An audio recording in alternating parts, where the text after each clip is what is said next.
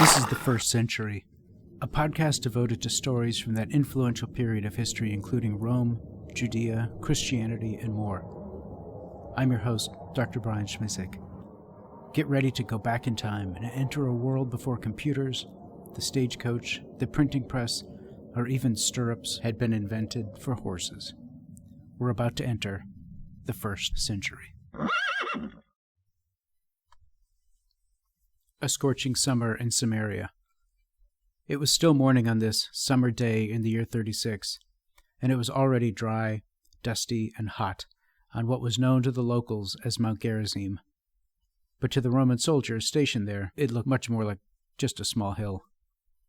Pontius Pilate was now on his way to becoming the longest-serving Roman prefect of Judea, a small region at the far end of the empire, not even a province. As prefect, he reported to the Roman governor of Syria, which was a Roman province. Pilate had intelligence that there was a religious fanatic who claimed to be Moses reincarnated. This latest dreamer riled up the crowds who intended to gather at Mount Gerizim this very day. He would show the crowds the sacred vessels that he himself, as Moses, had buried there centuries ago. Now, at Pilate's orders, Roman cavalry and heavily armed infantry were stationed here at Gerizim, blocking the path to the top of the mountain, ready for the crowds and their leader. Pilate wondered what motivated these religious zealots. He knew the people of this area, Samaritans, considered Mount Gerizim sacred because they believed it was the place where Abraham had intended to sacrifice his son Isaac. They also believed Noah's Ark rested there after the Great Flood. It was so sacred to the Samaritans that centuries earlier they had even built a temple there, but that had been destroyed. Even without a temple, in the year 36, Samaritans were still worshipping on Mount Gerizim. They held the mount to be the most sacred place on earth, certainly more sacred than Jerusalem with its temple. After having served 10 years in Judea, Pilate had seen it all. He knew how to improve basic infrastructure, as well as how to maintain order. He recalled one of his more satisfactory moves from his early years in Judea. He had taken money meant for the temple in Jerusalem and used it to construct an aqueduct. When the people protested, he authorized the Roman soldiers to kill members of the populace at will under the guise of stemming an insurrection. Pilate had strong control, a vast network of intelligence, and a compliant Jewish high priest in the person of Caiaphas, who had also been serving for Pilate's entire time there. In short, Pilate knew how to govern this remote part of the empire filled with religious fervor. As an equestrian, a Roman knight, Pilate was doing well for himself. Perhaps he'd even be promoted to procurator, or given a different province to administer. As an aside, Roman nobility had 3 ranks: curials, equestrians, and senators. To be an equestrian required free birth, certain moral standards, and most importantly, wealth, equating to at least 400,000 sesterces. In ancient Rome at about this time, 1 sesterces could get you about 2 loaves of bread. But in these early morning hours on Mount Gerizim, as the soldiers awaited the religious fanatics, Pilate reflected on his time in Judea.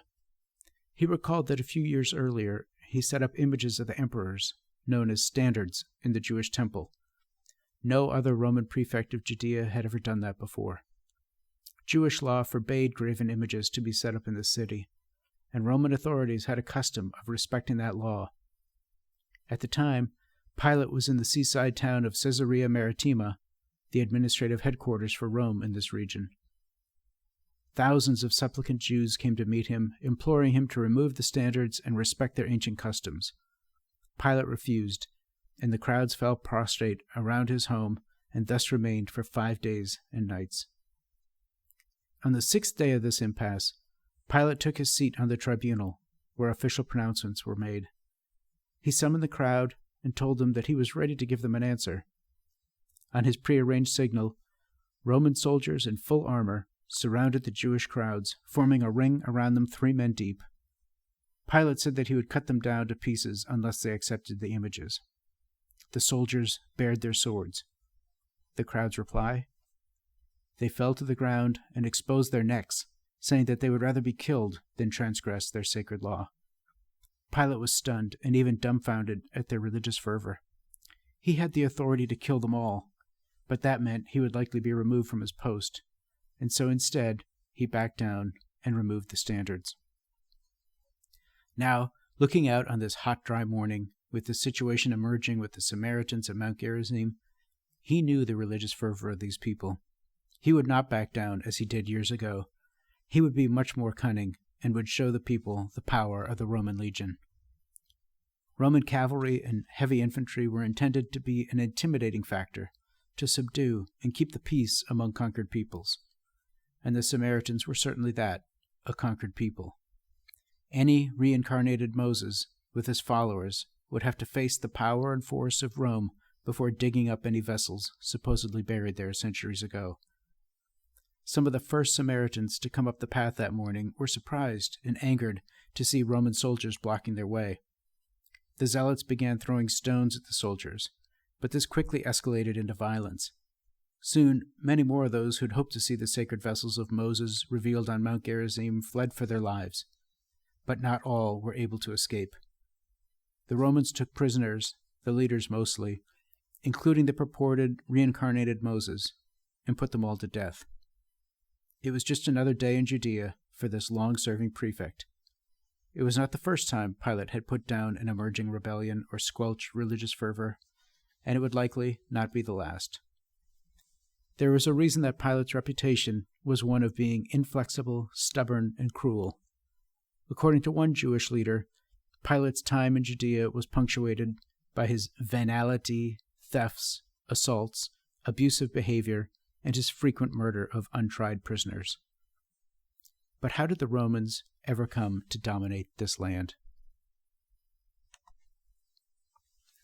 About 100 years before Pilate, Judea was ruled by the Hasmonean family, but in 63 BCE there was a power struggle in the family between two brothers, Hyrcanus and Aristobulus, and that would eventually draw in regional powers and even Rome itself. From Idumea, just south of Judea, there was an influential and wealthy person named Antipater, whose ancestors had been forcibly converted to Judaism. Antipater's wife was Cyprus, a Nabatean Arab princess from Petra in modern-day Jordan. Antipater hated Aristobulus and supported Hyrcanus, whom he encouraged to fight for the right to rule. Antipater even enlisted his father-in-law's support, Aretas, the king of the Nabateans.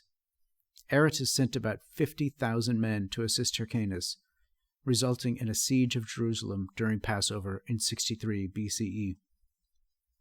The Roman general Pompey the Great was already in the east. He was battling Armenia on behalf of Rome. By 63 he had come to Syria, where both brothers entreated him to support their side. Antipater met with Pompey on behalf of Hyrcanus and enlisted his support too.